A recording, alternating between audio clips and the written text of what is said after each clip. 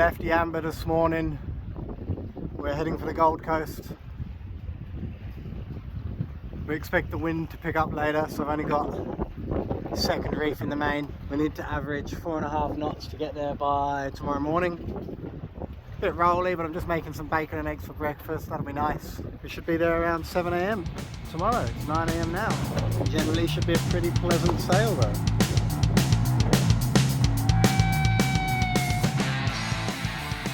Welcome back.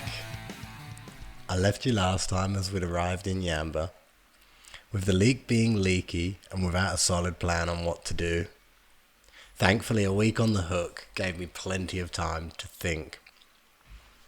I dived on the hull and added some underwater setting epoxy to the housing and the bolts around the shaft log. I also jury-rigged the intermediate bearing inside, hoping that it would help support the shaft until we can lift out at the Gold Coast. Here you can see there is a lot less vibration in the shaft log and a lot less water coming in, so the repair is holding, I guess.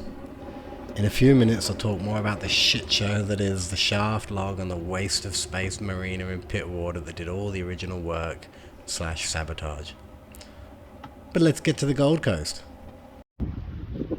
We've settled in now, we're doing 4 to 6 knots, wind's blowing 16 and we've got a double reef. A long way to go, but we don't need to be there until tomorrow morning at 6 or 7 AM. So I aim in for an average of 4.5. A bit rolly, but it's really nice, good strong wind, keep it moving.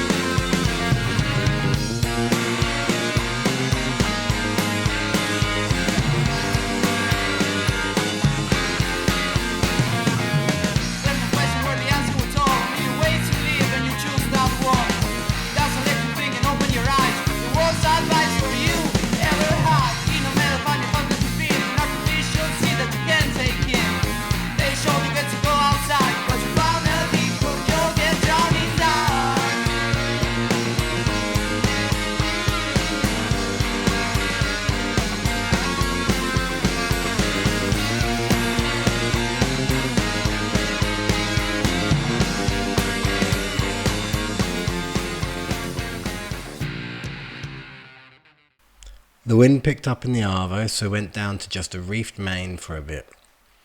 It was pretty inconsistent between 12 and 22 knots. I was just furling and unfurling the head sail as I needed. We kept the boat cruising along steadily. As night fell, the wind filled in and became a constant 20 plus. I didn't take any footage getting across the bar, but the aftermath was quite bloody. Seeing as we'll be stuck in the Goldie for a bit longer than expected due to the shaft leak, I took the chance to earn some more boat dollars back in Sydney. You actually did it. Do you know what this symbol stands for? You want to get nuts? Let's get nuts. Now that's taken care of, time to fly back to Phantom and see if the bilge pumps have been doing their job. It was definitely scary leaving the boat for a week with a bit of a leak. Something I've never done before and wouldn't really choose to do. We have 3 bilge pumps, so I was pretty confident all would be well, but you never know. Wow, so scary leaving the boat for a week like that. She's okay, no problems, but fucking terrifying.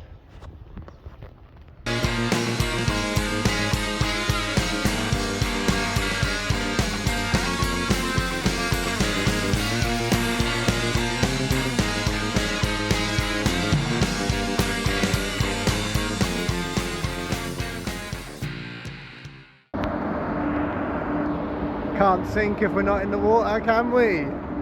Not gonna fucking sink now. I got the original bronze shaft log removed in quick time. You can see there's some MDF that was being used as a spacer for the intermediate bearing. I was so shocked and disappointed seeing that. I got a new shaft, fiberglass this time. Removed the intermediate bearing completely. Had to align the shaft to the engine, which my new buddy Trent did in a remarkable job and in quick time. So the new shaft log is fiberglassed in place, and then there's filler that we're going to smooth out later, and then I'll be ready to paint it, and hopefully this time it doesn't leak, hey? Going back in went well.